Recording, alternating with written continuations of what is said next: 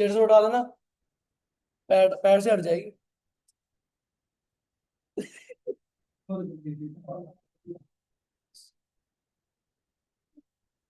चलो, तो स्टार्ट करते हैं हम लोग।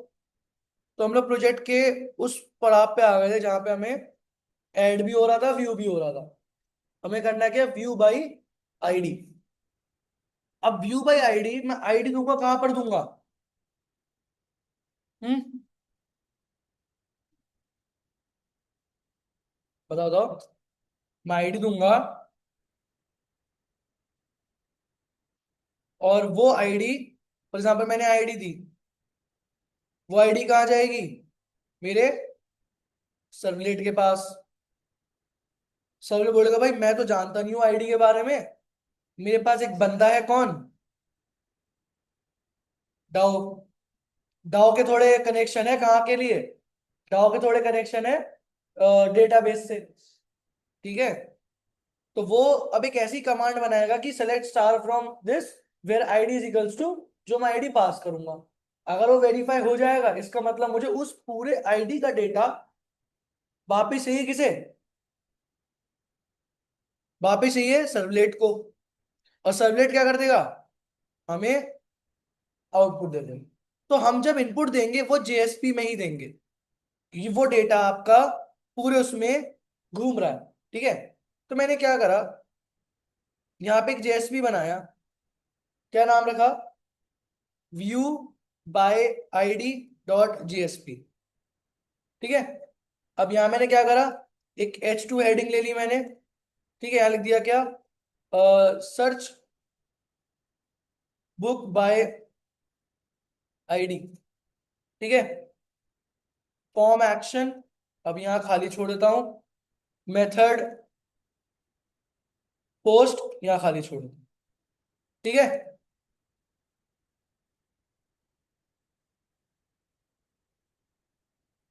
ठीक है, फिर इनपुट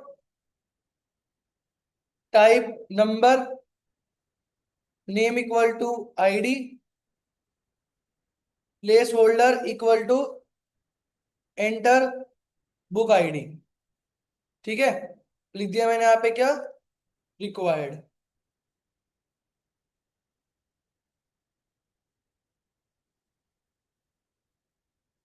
ठीक है, रिक्वायर्ड, और लास्ट में क्या डाल दिया, B R tag.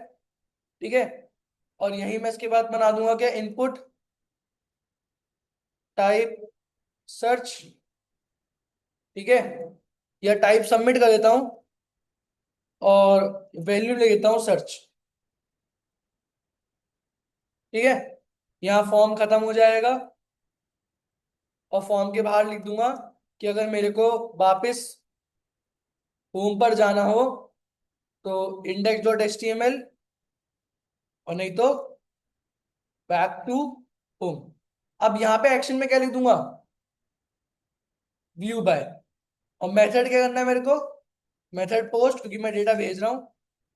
View bye क्या होगा मेरा, एक सर्वलेट होगा, एचटीएमएल होगा, क्या होगा?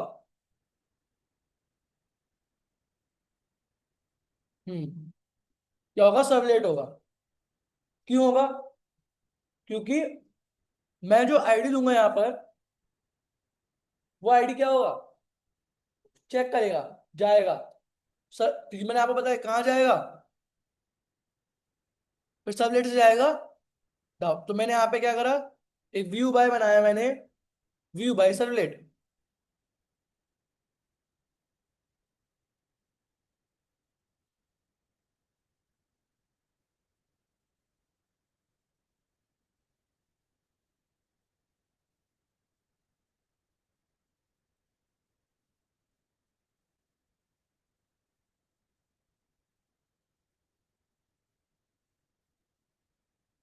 अच्छा, वो मैंने जनरेट नहीं करा क्या?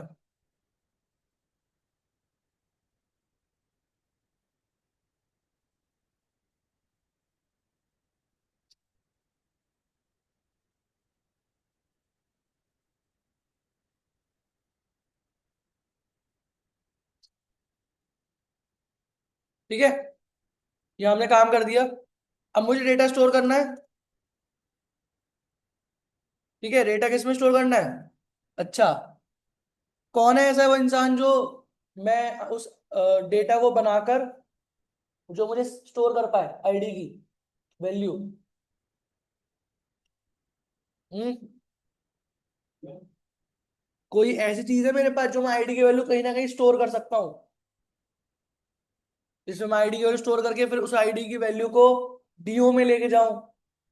उसके थ्रू डेटा फ्लो कराने में कौन मदद करता है? बस। तो book bean B B is equals to new book bean B B dot set ID integer dot parse int. ठीक है, रिक्वेस्ट डॉट गेट पैरामीटर। और क्या लिख दिया मैंने यहाँ पर? आईडी। कैसे आईडी ले लेगा? क्योंकि मैंने यहाँ पे नेम में क्या दे रखा है? आईडी, तो वैल्यू यहाँ पे ले लेगा। ठीक है, अब वो बुक बीन को मुझे कहाँ भेजना है? डीओ के पास।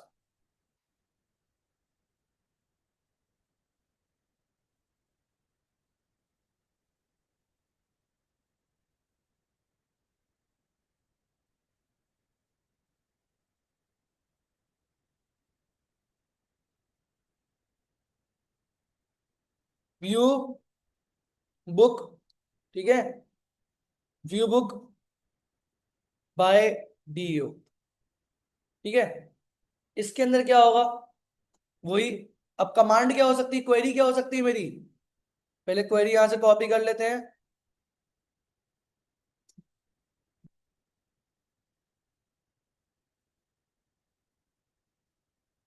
क्वेरी क्या हो सकती है कि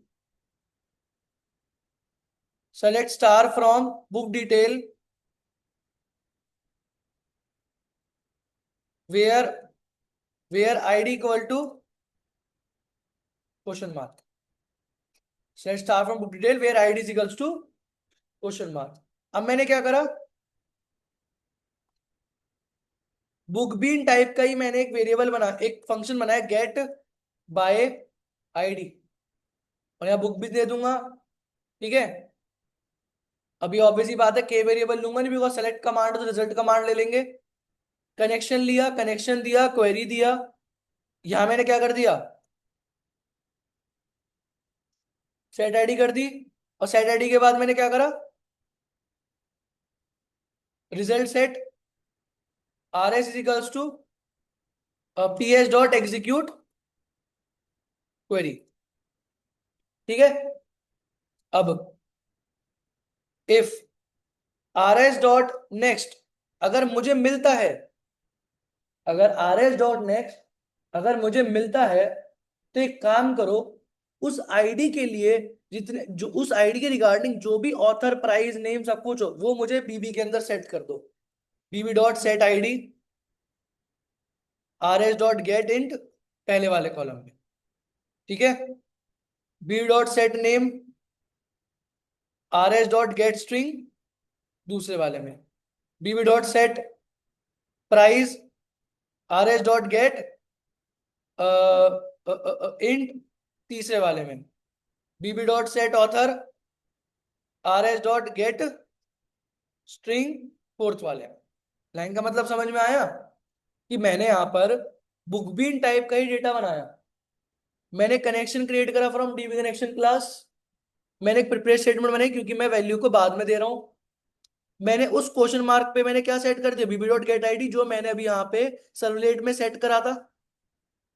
ठीक है, उसके बाद मैंने क्या करा? रिजल्ट सेट आरएस के थ्रू एग्जीक्यूट क्वेरी करी। क्यों? क्योंकि वो मेरी सेलेक्ट कमांड है। और दूसरा रिजल्ट सेट क्यों बनाया? क्योंकि सेलेक्ट कमांड है। फिर अगर आरएस को अगर डेटा मिलता है, इसका मतलब वो आईडी है। अगर वो आईडी है तो वहां पे भाई काम करना, यहाँ पे आप ये चारों चारों की वैल्यू ले लेना। अगर नहीं मिलता है तो एल्स कर देना बीबी इक्वल्स टू नल। ठीक है, और लास्ट में रिटर्न कर देना बुक बीन को ही रिटर्न कर देना। ठीक है, अब अब पूरा का पूरा डेटा किसके पास है? बुक बीन के पास। अगर होता है तो मैंने यहाँ पे क्या बोला? B B equals to new view book by D O dot get ID by book bean, मतलब मैंने जो बुक बीन मुझे यहाँ पे मुझे देनी थी, बिकॉज अगर मैं यहाँ ये वाली बीबी दूंगा तभी तो वो आईडी ले पाएगा, गेट करा पाएगा। अगर आईडी अगर गेट करवा पाएगा तभी तो वो सारी की सारी वैल्यू निकलवा पाएगा। ठीक है। अब वही करेंगे, रिक्वेस्ट डॉट सेट एट्रीब्यूट, उस पूरे बीबी की वैल्यू मैं एक बी नाम के वेरिएबल में स्टोर कर दूंगा, जो मैंने अभी कल वाले केस में करा था, याद हो तो। कहाँ गया? Servlet, servlet view book servlet, जैसे मैंने यहाँ पे लिस्ट में स्टोर करा था, मैं आपको इसमें बीन के थ्रू स्टोर कर दूंगा, बीन के अंदर। और फिर request dot get request, gate request dispatcher view book output dot JSP, ठीक है, डॉट इंक्लूड रिक्वेस्ट और रिस्पॉन्स। वो मैंने एक लाइन में ही कर दिया। या तो आप ऐसे करें, यहां खत्म कर दो, या यहाँ पे वो आप उसको ऑब्जेक्ट बनाओ, R request dispatcher R D is to new request, यहाँ पे फिर आप वो ऑब्जेक्ट बनाओ कि request dispatcher R D equals to request dot get request dispatcher, और यहाँ पे लिख दो क्या, ये। या तो ऐसे कर लो, या आपने क्या करा, वो ऑब्जेक्ट ही बनाया, ये डायरेक्ट वैल्यू कॉल कर दी, और ये आपने डायरेक्टली यहाँ कॉल कर दिया, वही काम हो गया। अब मैं कहाँ चला जाऊंगा, view book output dot JSP पर। तो यहाँ पे मैं आया, ये आ गया view book output dot JSP पर। ठीक है। अब उसके बाद, अब वही S2 के अंदर आया, बुक डिटेल्स। ठीक है। अब वो कल हमने सिखाया था ना, उसमें कहाँ गया, पहले वो निकाल लेता हूँ, main web app we book JSP, ये वाली चीज मैं कॉपी कर लेता हूँ। ठीक है।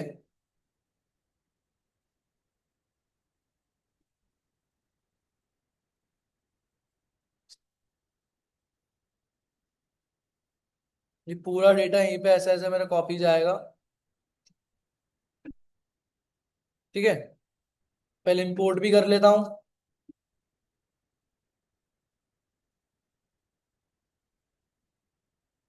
ठीक है। और वो डेटा किसके अंदर है, बीन के अंदर। अगर वहां पे एल नहीं, अब यहाँ पे मैं बुक बीन का ऑब्जेक्ट बनाऊंगा। ठीक है। Book bean B B equals to book bean request और get request dispatcher bean, if B B equal to null, अगर बीबी की वैल्यू नल होती है तो अपने एचटीएमएल के अंदर क्या प्रिंट कर दूंगा, not know record record founts. और अगर नहीं है, और नो रिकॉर्ड फाउंड्स, और यहीं पे मैं प्रिंट कर दूंगा क्या, कि वापस आप अपने एचआरईएफ के अंदर चले जाओ, और कहाँ चले जाओ, व्यू, क्या था, व्यू बाय आईडी, आप दोबारा वो दोबारा आईडी डाल लो।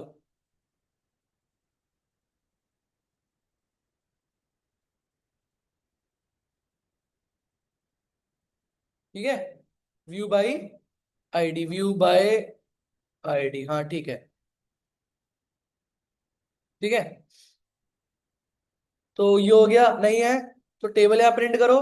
फिर यहाँ मैंने बोला क्या, वो एक ही डेटा होगा मेरे पास, क्योंकि मैं लूप क्यों चलाऊं, एक ही डेटा होगा मेरे पास, तो यहाँ मैंने इस पार्ट को हटा दिया।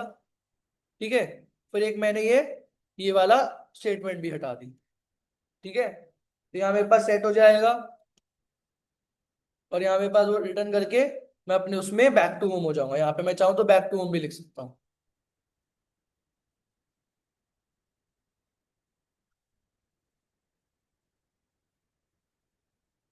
ठीक है। एच एफ के अंदर लिख दिया मैंने क्या, आपका index dot H T M L.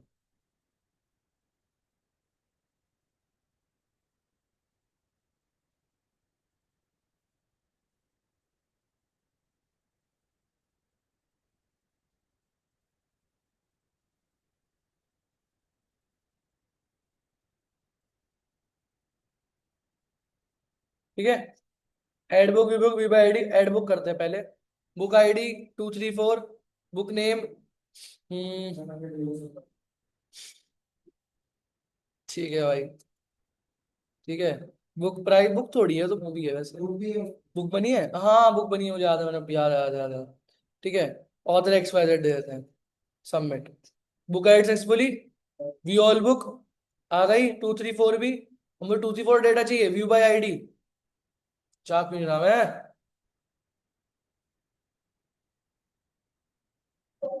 View by ID JSP से मैं कहा गया। एक minute, view by ID JSP खुला ही नहीं ससुरा। क्योंकि मैंने शायद इंडेक्स के अंदर व्यू बाय आईडी का पाथ ही नहीं दिया। ले। View by ID dot.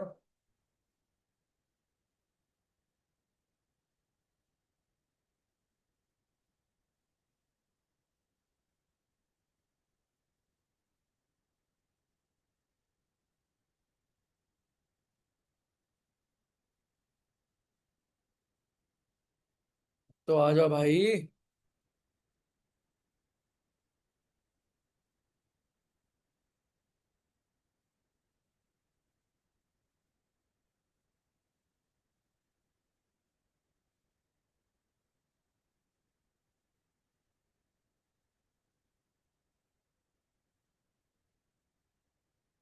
View by ID spelling ठीक है ना मेरी? डॉट जेएसपी, हाँ सही है।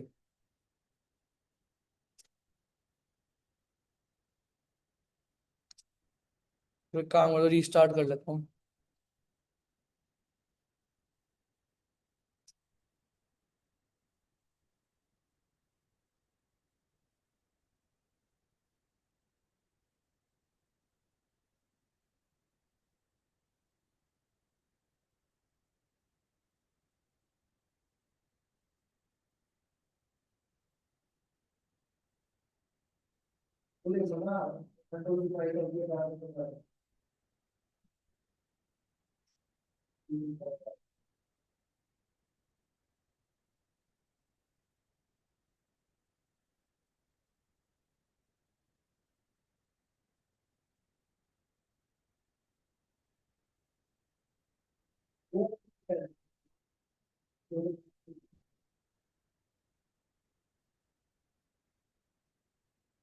मैं तो कैपिटल ही आ रही है।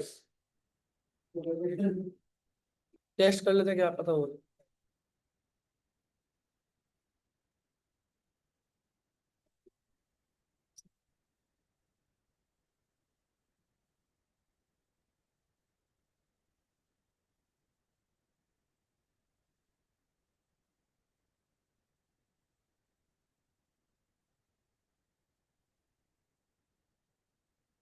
ये काम कर रहा है। टेस्ट को नहीं जा रहा।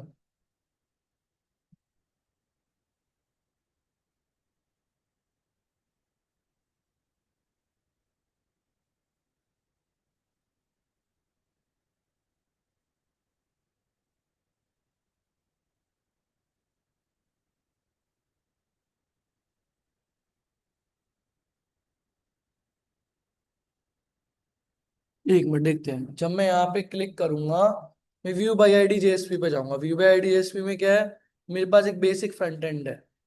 उस फ्रंट एंड में जो भी सबमिट करूंगा मैं चला जाऊंगा व्यू बाय पे। व्यू बाय क्या है मेरे लिए? व्यू बाय एक सर्वलेट है। व्यू बाय, वो व्यू बाय से मैं चला जाऊंगा व्यू बुक डीओ से बुक बुक पे।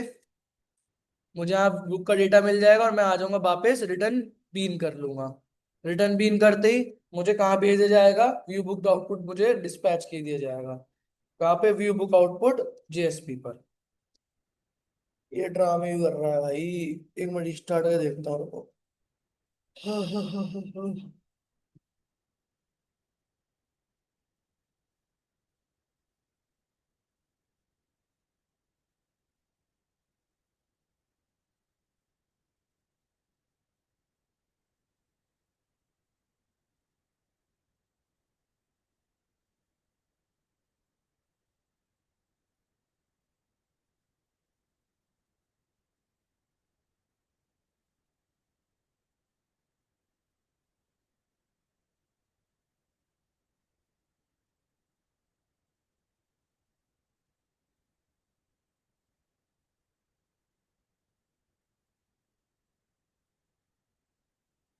हम्म।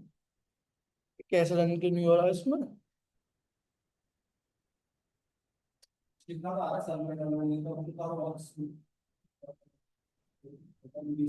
बनी नहीं है।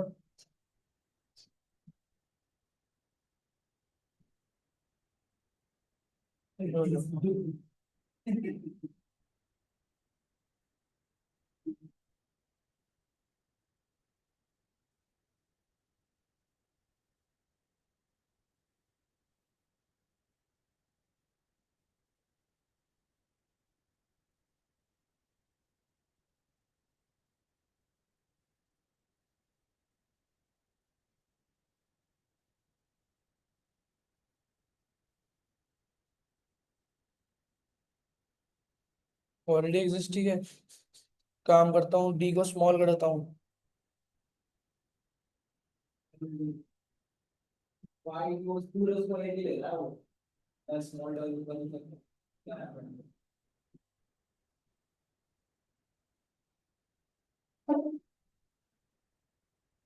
है तो कैपिटल ही, कि जब कैपिटल में ऑलरेडी एग्जिस्ट दिखा रहा था, है तो यही।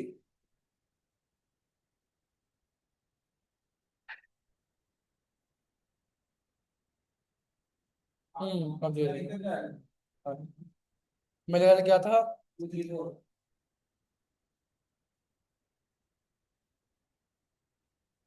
तो डेटा यहाँ पे निकल के आ, ठीक है।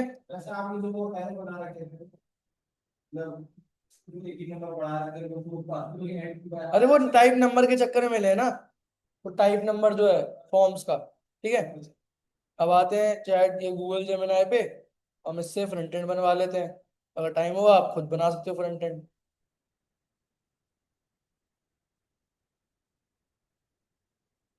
I am my uploading my JSP file of project bookstore. Give me a good and attractive UI. हाँ साले सब अपग्रेड ही करने को मांगेंगे।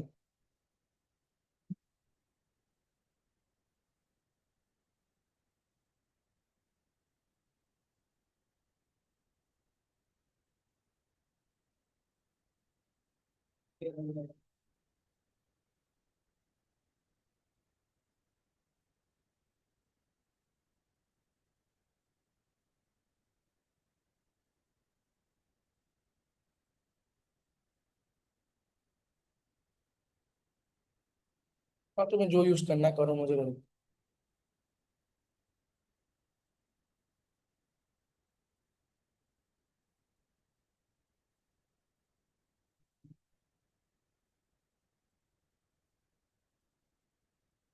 हाँ भाई प्रिंस, कैमरा ऑन रखा है भाई साहब आपका।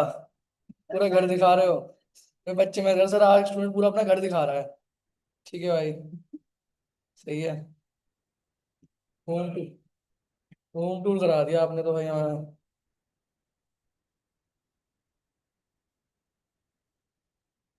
तो उसके बाद क्या वो सारे कोड को भी उसी में कर देगा सेम टू सेम?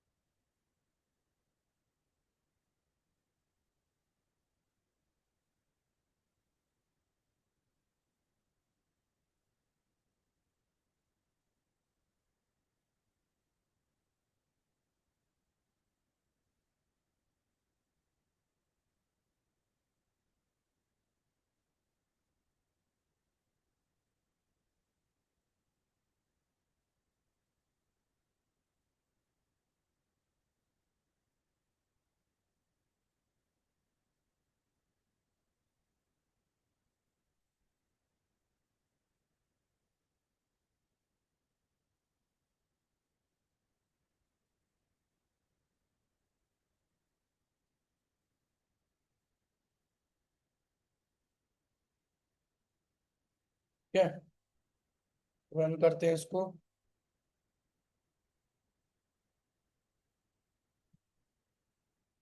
ठीक है, ये क्या HTML आ रहा है, कोई कोड होगा तो देखता हूँ।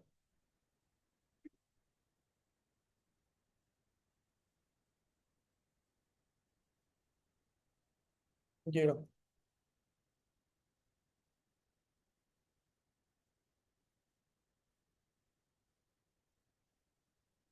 यहाँ से हट गया ना, रुको। ठीक है, तो add book, view all book और view by ID. Add book करना है, जिसमें भी आ गया क्या, हर जगह आ रहा है क्या।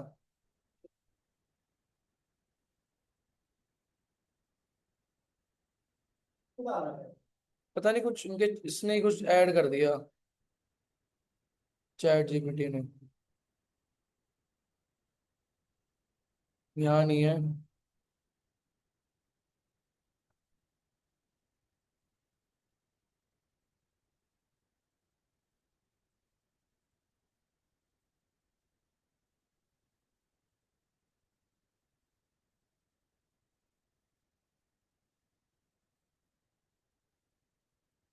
ठीक है, add book 990, book name XYZ, price, book name XYZ, add book.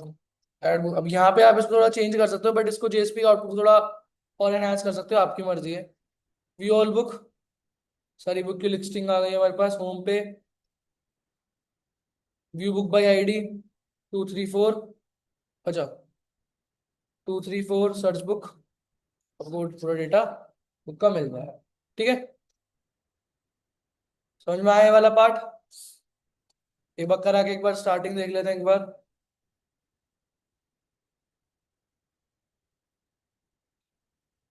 Starting थी हमारे पास इंडेक्स पेज से, जिसमें हमारे पास बुक पोर्टल था। अगर ऐड करेंगे ऐड पे चले जाएंगे, व्यू ऑल करेंगे व्यू ऑल पे चलेंगे, व्यू बाय आईडी करेंगे व्यू बाय आईडी पे। अगर एड बुक पे क्लिक करा तो कहाँ चला गया, एड बुक के HTML पे। तो एड बुक के HTML पे आ गया। मैंने एक करके फॉर्म बनाया और सबमिट कर दिया, सबमिट करके कहाँ चला गया, ऐड पर। ऐड क्या होगा मेरा,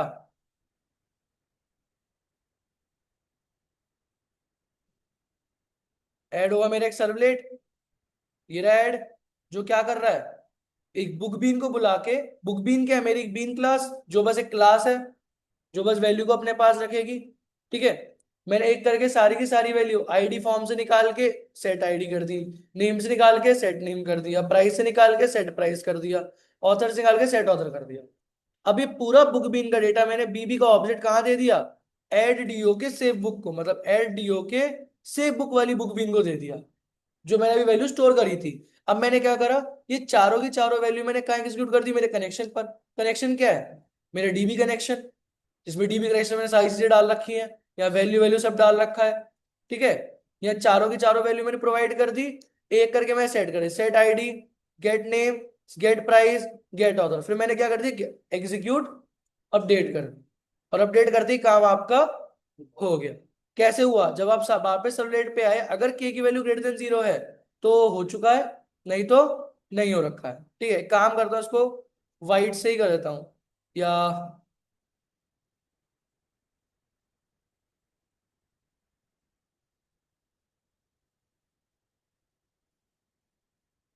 ठीक है, उसके बाद ये होने के बाद जब हो जाए तो वापस आप कहाँ चले जाओगे, इंडेक्स पेज पे डिस्पैच कर दे रहा है वो, चाहे वो हो या ना हो। इंडेक्स पेज पे आए, फिर आपने सेम वही चूज करा कि मुझे सारी बुक बुक करनी है, तो व्यू में गया, व्यू ऑल पे कहाँ चला गया मैं, view bye, view book servlet पर। उससे मैं कहाँ चला गया, मैंने एक ए लिस्ट बनाई, क्योंकि मुझे पता है बहुत ज्यादा डेटा हो सकता है कलेक्शन का। जब ए लिस्ट बनाई मैंने यहाँ पे व्यू बुक के पास गया, मैंने क्या करा, सारा का सारा डेटा लिया, और सारा का सारा डेटा मैंने पहले एग्जीक्यूट करा। अब अगर RS के अंदर डेटा होगा तो वही कॉन्सेप्ट जो भी मैंने करा, कि मैंने एक करके सारा डेटा बुक बीन के अंदर फ्रेश के अंदर स्टोर कर दिया, और वो जैसे जैसे डेटा आ रहा है कलेक्टिवली, वो मैंने अपने एनालिस्ट के अंदर स्टोर कर दिया। और बाद में कर दी रिटर्न एल। रिटर्न एल करके मैंने, वो रिटर्न एल मैंने क्या करा, उस एल की पूरी वैल्यू एक एट्रीब्यूट में सेट कर दी, वो कि जो कि लिस्ट नाम है। उस लिस्ट में कहाँ चला गया, व्यू बुक जेएसपी पर। व्यू बुक जेएसपी पर, जब मैं व्यू बुक जेएसपी पर गया, यहाँ मैंने क्या करा, यहाँ मैंने उस एट्रीब्यूट को यहाँ गेट करा।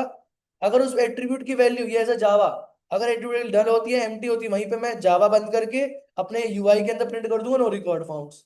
फिर दोबारा जावा ओपन करके एल्स करके फिर यहाँ पे दोबारा यूआई ओपन करूंगा एज अ एचटीएमएल का। फिर दोबारा जावा ओपन करके मैं एक लूप चलाऊंगा, जो लूप से वो दोबारा जावा बंद करके एक करके सब वैल्यू पे मेरा वो स्टोर करता रहेगा। ठीक है। और उसके बाद जावा बंद करके अपने वापस इंडेक्स पेज पर आ जाऊंगा। यही सेम केस मैं अपने व्यू बाय आईडी में करूंगा। व्यू बाय आईडी से मैं कहाँ गया, अपने व्यू बाय सर्वलेट पर। व्यू बाय सर्वलेट से कहाँ चला गया, पहले मैंने क्या करा, एक बुक बीन बनाई, उस बुक बीन के अंदर वो आईडी वाली वैल्यू मैंने सेट कर दी। और वही बीबी को मैंने व्यू बुक बाय डीयू को यहाँ पर दे दिया। तो वो बीबी को आईडी मिल गई, वो मैंने यहाँ पे गेट करके अपने इस क्वेश्चन मार्क वाली वैल्यू पे सेट कर दी, ताकि मैं इस क्वेरी को भेज के आंसर ले सकूं। जब मुझे अगर आंसर मिला तो मैंने पूरा का पूरा डेटा उसी बुक बीन के अंदर सेट कर दिया। अगर मिल गया पूरा डेटा तो ठीक है, नहीं मिला तो नल सेट कर दिया। और बाद मैंने क्या कर दिया, रिटर्न बीबी कर दिया। और रिटर्न बीबी करके मैं बाहर आया। जब मैं बाहर आया, और बाहर आने के बाद, हाँ, जब मैं बाहर आया, बाहर आने के बाद मैंने क्या करा, बाहर आने के बाद मैं चला गया कहाँ पर, अपने व्यू बाय सर्वलेट वापस आ गया। तो वही मैंने पूरा बीबी का डेटा किसके अंदर स्टोर कर दिया, बी नाम के एट्रीब्यूट में। फिर वापस मैं कहाँ चला गया, वीबुक आउटपुट पे। वीबुक आउटपुट में वही सेम स्टेप, मैंने जावा के अंदर बुक बीन का ऑब्जेक्ट बनाया, एट्रीब्यूट यहाँ गेट करा। अगर बीबी की नल हुई तो जावा को बंद करके मैंने एरर शो कर दिया, नहीं हुई तो वहां मैंने आपका वैल्यू देकर वहां मैंने एक करके वैल्यू को गेट कर लिया, और वहां मैंने जावा को बंद कर दिया। ठीक है। और यहाँ हमारा एक बेसिकली एमवीसी का प्रोजेक्ट कंप्लीट हो जाता है। ठीक है, इस करके देखना आप लोग। ठीक है। अब हमारे पास जो टॉपिक आता है,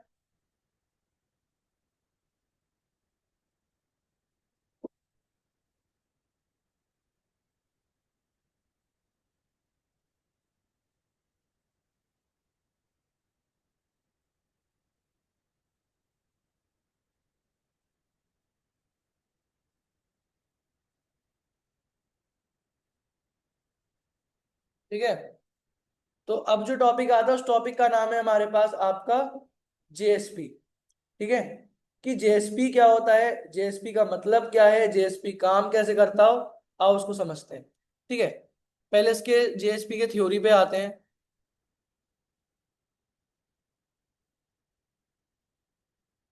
जेएसपी क्या है, जावा सर्वर पेजेस। ठीक है, जैसे जेडीबीसी क्या करता है, डेटाबेस में डेटा को स्टोर करता है। सर्वलेट क्या करता है, सर्वलेट की प्रोग्रामिंग करता है। और उसी प्रोग्रामिंग का आउटपुट क्या होता है हमारा, जेएसपी, जो कि हमने अभी प्रैक्टिकल थोड़ा थोड़ा देखा है, बट आपको अभी वो ब्रैकेट्स वाला कॉन्सेप्ट समझ में नहीं आया होगा। ठीक है,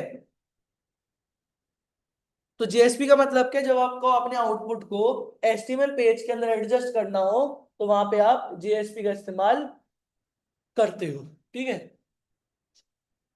जेएसपी चलता है जेस्पा सर्वर पे, वो बैकग्राउंड में चल रहा होता है जेएसपी के लिए।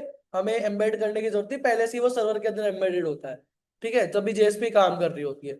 जेएसपी में वही मेथड्स है जो हमें मिली थी, कौन कौन से, एक इनिट मेथड, एक सर्विस मेथड और एक डिस्ट्रॉय मेथड। इनिट मेथड का मतलब क्या, काम चालू हो गया। सर्विस मेथड का मतलब क्या, काम चल रहा है। और डिस्ट्रॉय का मतलब क्या, काम पूरी तरह से खत्म हो चुका है। जेएसपी क्या है, specification of for developing apps with Java programming language, मतलब आप अपने एचटीएमएल के साथ जावा को मिक्स कर सकते हो। ठीक है, जेएसपी इंजन होता है, is a piece of software that convert JSP into a servlet, मतलब वो एक है सर्वर प्रोग्रामिंग में मदद करता है। जैसे कन्वर्जन करते हैं, कंपाइलेशन करते हैं, एग्जीक्यूशन करते हैं। तो उसी चीज को हम कैसे कर सकते हैं, with the help of JSP elements. हमारे पास होता है scripting elements, directive elements, action elements. ये जो अभी हमने करा है ना इसमें, ये स्टेटमेंट कहाँ गई, ये @पेज, अब देखो हमें पता है कॉलन मॉड्यूलर से चालू होता है। अगर आप वहां पे लिख के पेज इंपोर्ट लिखते हो तो ये होते हैं डायरेक्टिव एलिमेंट्स। कि अगर आप कभी जेएसपी के अंदर किसी दूसरी पैकेजेस या दूसरे फाइल से डेटा लेकर आना हो, तो आप ये स्टेटमेंट लिखोगे, पहले आप ये स्मॉल लेस देन का साइन लगाओगे, मॉडुलस का साइन लगाओगे, लिखोगे, स्पेस के बाद किसी पेज को इंपोर्ट करके लाओगे, और वो आप उसमें उसका पाथ लिख दोगे। जैसे हम लिखते हैं ना, इंपोर्ट जो import dot Java dot UTL dot star ऐसे करके, तो वो समझ लो जेएसपी का तरीका ये है, तो इसे बोलते हैं डायरेक्टिव। ठीक है। एक है स्क्रिप्टिंग। अब स्क्रिप्टिंग के अंदर चार चीजें। अगर आप जेएसपी के अंदर एक नॉर्मल कोड लिखना चाहते हो, ठीक है, जैसे आपने नॉर्मल कोड लिखा int a equals to 10, int b equals to 20, int c equals to A plus b, सब कुछ एक नॉर्मल, तो आप उसको ब्रैकेट जो भी हम करते आ रहे थे, आप एक एरो ब्रैकेट लेकर लेस देन का साइन लेके मॉडुलस और ग्रेटर देन का साइन लेके इसको बंद कर सकते हो। ठीक है। डिक्लेरेशन में क्या होता है? अब डिक्लेरेशन में क्या करते हो, आप यहाँ पे उसका, बस ये नहीं आएगा, सॉरी, ये आएगा ऐसे, आप करते हो बस आप यहाँ पे एक एक्सक्लेमेटरी लगा दो, तो मतलब यहाँ जब आपको बस वेरिएबल डिक्लेयर करने हो, नो डेफिनेशन, बस डिक्लेयर, तो वहां पे आप इसका इस्तेमाल करोगे। अगर किसी चीज को डिस्प्ले करना है तो हम यहाँ पे इक्वल टू का साइन, तभी देखो यहाँ पे अगर मैं आपको एग्जांपल दिखाऊं, डिक्लेयर कर रहे हो तो बस आप ये कर रहे हो, देखो, बस आप प्रॉपर डिफाइन कर रहे हो, तो नॉर्मल जब प्रिंट करते हो तो आपने प्रिंट में क्या लगा दिया एक्स्ट्रा, क्वेश्चन मार्क। ठीक है, क्वेश्चन मार्क लगा दिया। और कई लाइब्रेरी से लेकर आते हो तो आप वहां पे एट रेट लगा देते हो। ठीक है। इसमें क्वेश्चन मार्क का लगाया, इक्वल टू लगाया ना, अच्छा क्वेश्चन मार्क बोला क्या, सॉरी इक्वल टू बोला वो। ठीक है। तो मैं एक काम करता हूँ, नया प्रोजेक्ट बना देता हूँ, new dynamic project, servlet -09 -JSP। ठीक है। यहाँ पे मैं आया, रन, अच्छा पहले यहाँ पे एक जेएसपी फाइल बनाई मैंने, जेएसपी index.jsp। ठीक है। अब यहाँ पे मैं आया, मैंने क्या करा, वैल्यू डिक्लेयर करी मैंने।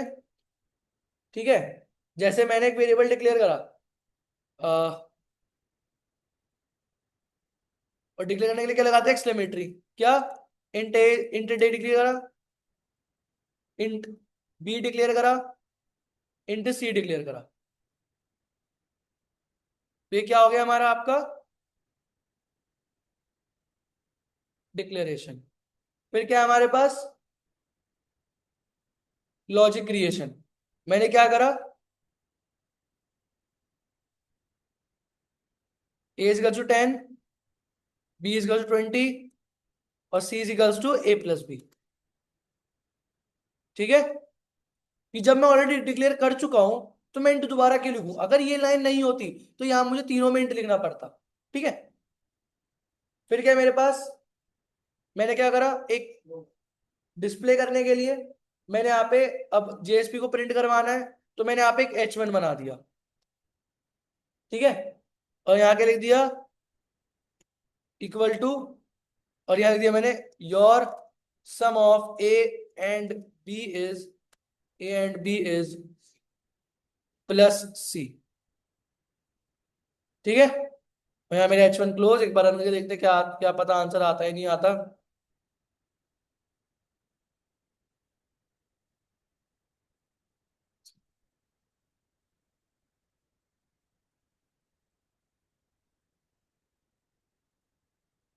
ये आ गया। ठीक है। अब कोड किस में लिखा है, प्रॉपर जेएसपी में। अब अगर दो चीज और होती है यहाँ पे, अगर इंपोर्ट करना होता है तो आप यहाँ पे कहीं इंपोर्ट करना हो जेएसपी में, इसमें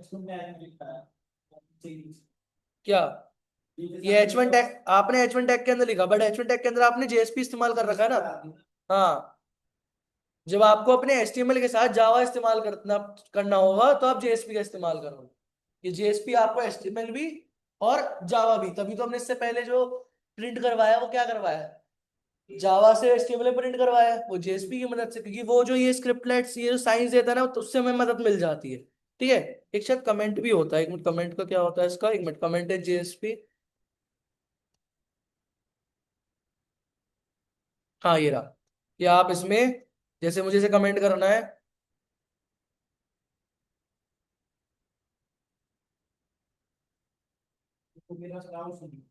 हाँ, जैसे आपने एरो मार्क और कुछ भी इसके अंदर जावा, ठीक है, तो नीचे जो एचवन टैग है आपने और सब ए एंड बी इज लिखा है अपना, जो भी होगा, तो ये हमने इसलिए ऊपर के उससे कनेक्ट करने के लिए हमने इसको सिर्फ जावा फॉर्मेट में लिखा है ना, क्योंकि अगर हम नॉर्मल अगर एच1 के बीच में लिख देते और सम लिख तो भी आ जाता है और सब, बट वो सी की वजह थोड़ी प्रिंट कर पाता। नहीं, नो, नहीं डायरेक्ट पे तो वो नहीं काम करेगा, वो सी सी प्रिंटर, अगर आप, हाँ, अगर ये लगा दोगे तो काम कर जाएगा। तो जावा तो फिर भी इस्तेमाल कर रहे हो ना, बस जावा तो फिर भी इस्तेमाल कर ही रहे हो ना।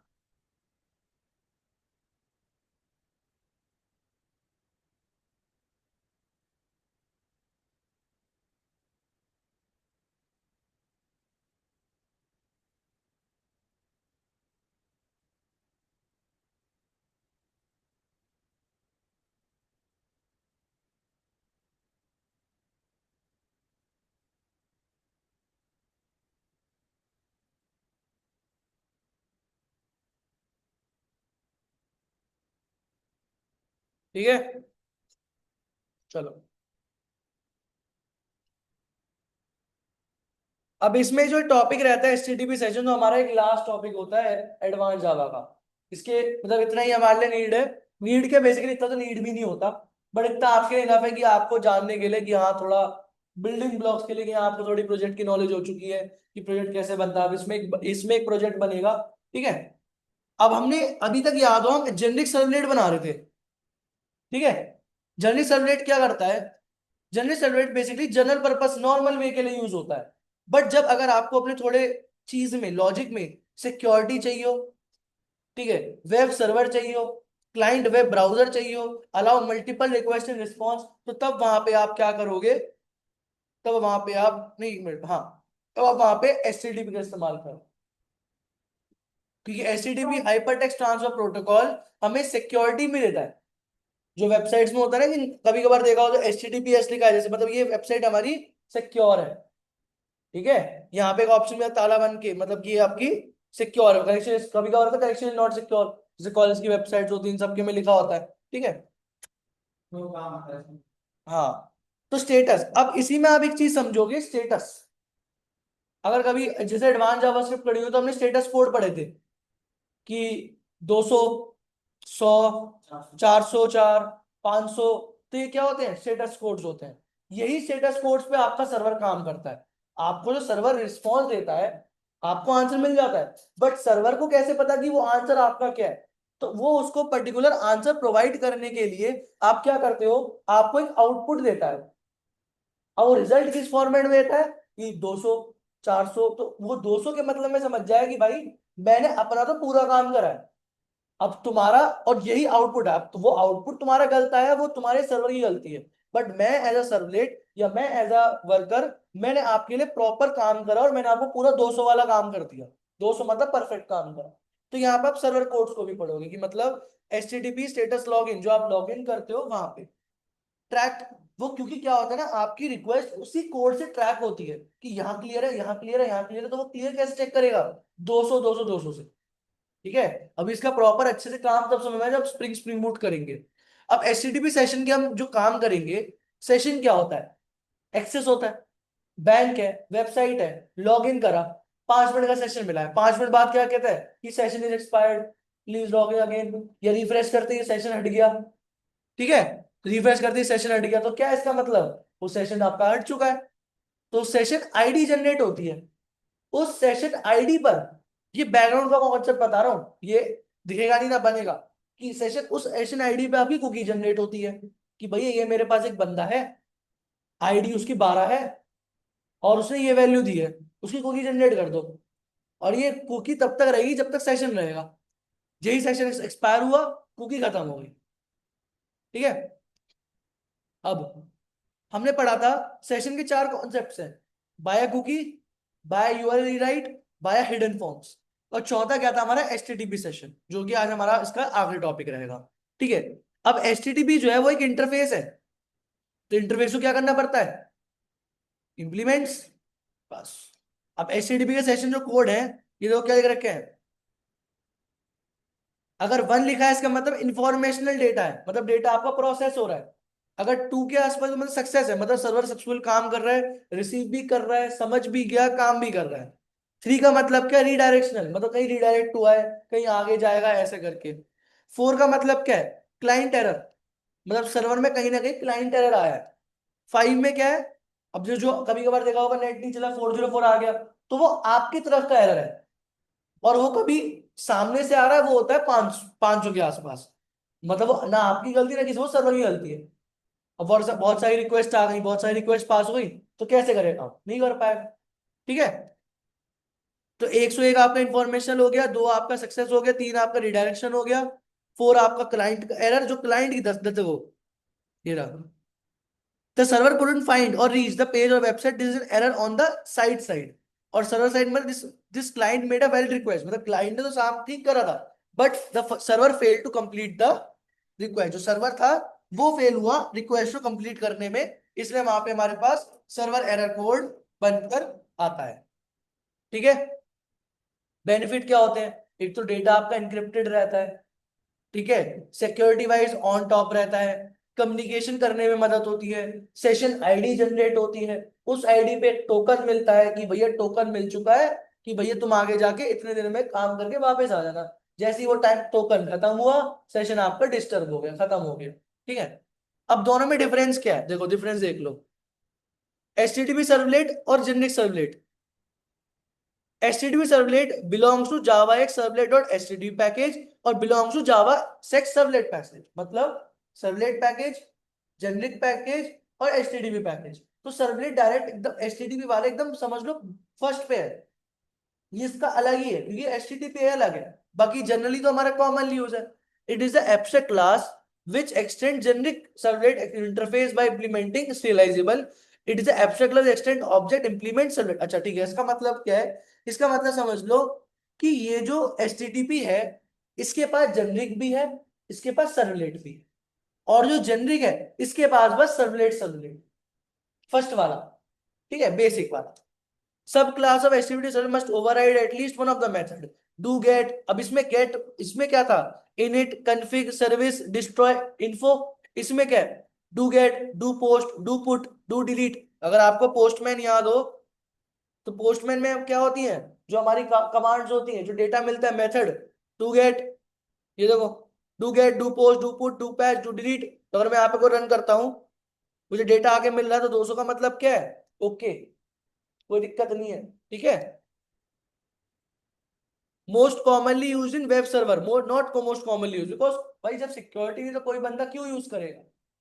ठीक है, जब सिक्योरिटी नहीं तो बंदा क्यों यूज करेगा। ठीक है। उसके बाद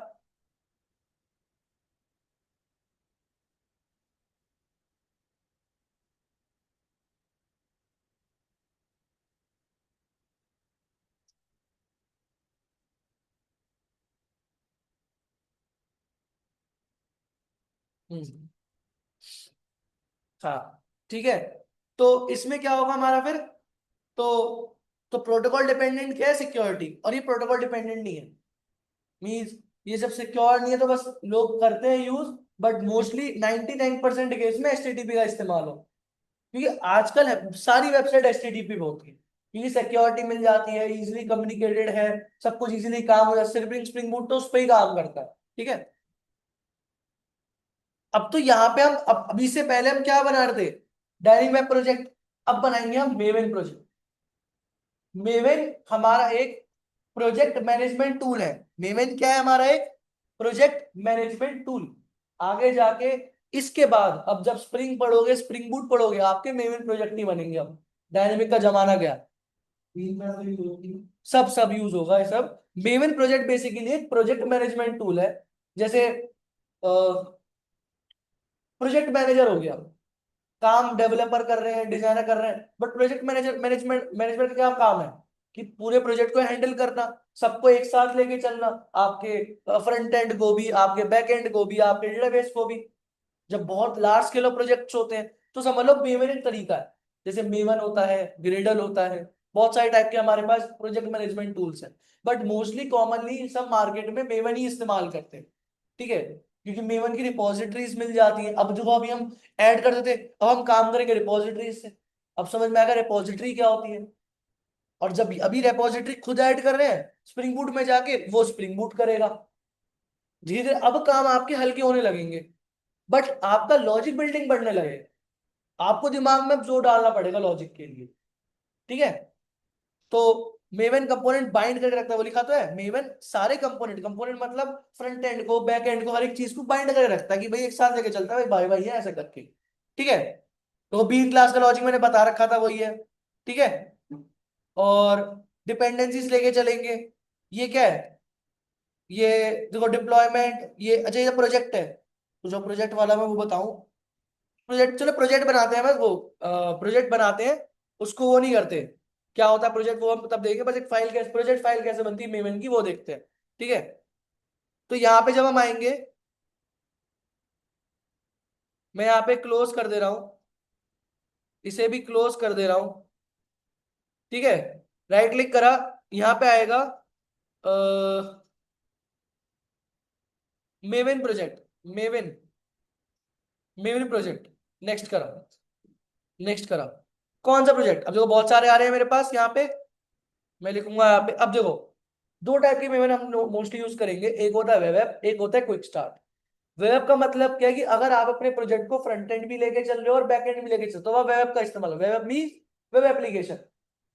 और अगर आप क्विक स्टार्ट भी, जब आप एक बस एक यहीं पे काम कर रहे हो, बैक एंड नहीं देख रहे हो, मतलब वो फ्रंट एंड नहीं देख रहे हो, बस आप बैक एंड देख रहे हो, क्योंकि at the end back end developer का काम बैक एंड का ही होता है, हम फ्रंट एंड नहीं देखते।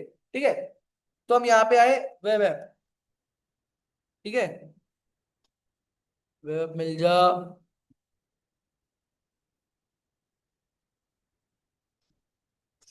तो जाओ इंटरनल पे जाता हूँ, यहाँ मिल जाएगा ये वेब ऐप। ठीक है, वेब मिल गया, नेक्स्ट करा। अब group ID, artifact ID, package, अब इसमें ग्रुप आईडी भी आ गया, आर्टिफैक्ट आईडी भी, नई नई चीजें आई हैं। ठीक है, तो ग्रुप आईडी का मतलब क्या होता है, जो आप पैकेज बनाना चाहते हो वही आपका ग्रुप आईडी होगा, और आर्टिफैक्ट आईडी मतलब आपका प्रोजेक्ट का नाम। ठीक है, तो मैंने यहाँ पे लिखा कॉम डॉट लॉजिक, पैकेज मैं उस टाइम पे खुद डिसाइड करूंगा। आर्टिफैक्ट क्या हो गया मेरा, servlet, servlet 10 HTTP session, finish करा। तो इसका इसके लिए चाहिए होता है इंटरनेट, जितना अच्छा इंटरनेट होगा उतनी जल्दी वो प्रोजेक्ट बना के आपको दे देगा। यस करा, प्रोजेक्ट बन गया।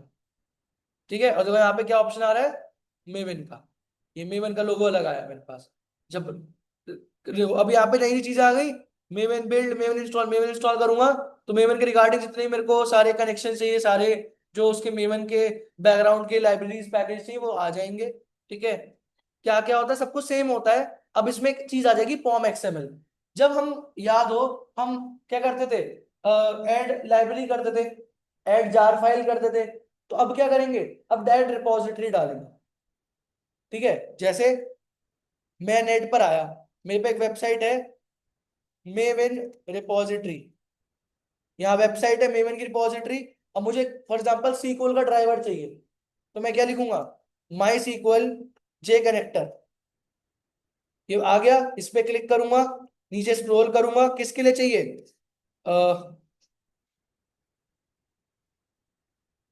नीचे आओ, कोई भी वर्जन ले लो जो आपको लगे, इस पे क्लिक करा, वर्जन पे क्लिक करा, कौन सा मेवन ग्रेडल जो चाहिए, मैं मेवन चाहिए, मैंने कॉपी करा, यहाँ पर आया, ये सारी डिपेंडेंसीज है, उसके अंदर मैंने एक और डिपेंडेंसी ऐड कर दी। तो जैसे ही मैं ऐड करा, बिल्डिंग चालू हो गया। अब अगर मैं जाऊं अपने लाइब्रेरीज के अंदर, मेवन डिपेंडेंसीज के अंदर, आ गया कनेक्टर जी, कोई जार, कमेंट दिया है तो हमने निकाला है। हाँ वो, आईडी डाल के अपना वो कर लेता हूँ। हाँ ये डिपेंड, इसने क्या करा, मेवन ने जहां पे मेवन की रिपोजिटरी होगी, जहां पे कनेक्टर होगा, मेवन ने वहीं से डेटा उठा लिया, मुझे कोई है, हाँ एनपीएम की तरह उसने वहीं से डेटा उठा लिया, उससे कोई ऐड करने की जरूरत नहीं पड़ी। अब मुझे जो भी कुछ बाहर चाहिए होगा, मुझे सिक्योरिटी चाहिए, मुझे जावा स्प्रिंग बूट के चाहिए, मैं सब मेवन डिपेंडेंसीज उठाऊंगा और डायरेक्टली मेरा काम हो जाएगा। मुझे बार बार ये यहाँ पे जाके राइट क्लिक करके मुझे प्रॉपर्टी में जाके वो सब करने की जरूरत नहीं है। ठीक है, मेन प्रोजेक्ट का फायदा ये होता है, मेन क्योंकि भाई वही हमारा प्रोजेक्ट मैनेजमेंट टूल है, बस फॉर्म में जाओ अपनी डिपेंडेंसीज ऐड करो। अगर आपको कोई और डिपेंडेंसी चाहिए, फॉर एग्जांपल मैंने बोला कि हाइबरनेट की चाहिए, हाइबरनेट का इस्तेमाल करूंगा इसमें मैं, हाइबरनेट से, तो हाइबरनेट की डिपेंडेंसी आ गई, मैं क्लिक करा, डाल के वहां डाल दो, अब हाइबरनेट भी यूज कर सकते हो। कोई डाउनलोड नहीं करना, कोई कुछ नहीं करना, उसमें क्या था, डाउनलोड करना पड़ रहा था मेरे को। ठीक है, तो यहीं तक करेंगे आज हम, बस बाकी जो प्रोजेक्ट प्रोजेक्ट का था इसको हम देखेंगे नेक्स्ट क्लास में। क्या पता कल क्लास ना हो, मैं मैसेज डाल दूंगा पहली, सुबह सुबह ही बता दूंगा अराउंड 9-10 बजे के आसपास कि क्लास है या नहीं, ठीक है। क्या पता रात तक बता दूं, क्योंकि अब तो हमारा बस इसमें ये वाला प्रोजेक्ट ही रह गया। ये वाला जो प्रोजेक्ट बनाएंगे, इस प्रोजेक्ट को समझाना पड़ेगा, अलग अलग बीन बनेंगी, ठीक है। ये गेट पुट पोस्ट, ये तो तब आप जब एक्स्ट्रा और वो पढ़ोगे ना, स्प्रिंग बूट पढ़ोगे, तब और अच्छे से समझ में आएगा, ठीक है। तो जो यहाँ तक करा है